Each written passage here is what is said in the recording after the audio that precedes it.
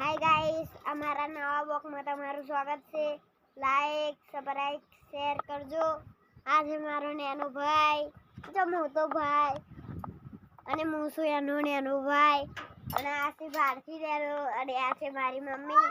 મારું નામ છે ચીકુ, મારું નામ છે લક્ષ, મારું નામ છે તકો, મારી મમ્મીનું નામ છે કરિશ્મા। अब मुँह बताओ तमने सापरू देख सकते हो आप। अने भैंस ये तो अभी एक की थी भैंस है। रुको दूसरी बताता हूँ। दूसरी क्या था ना मैंने ये देख सकते हो आप दोस्तों, ये जाट भैंस दूसरी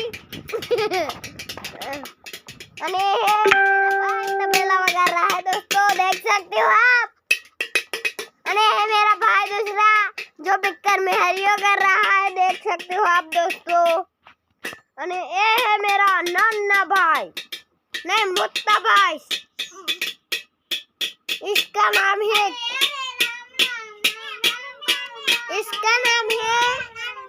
तका, इसका नाम है चिका, इसका नाम है करिश्मा, मेरा नाम है लक्ष्य।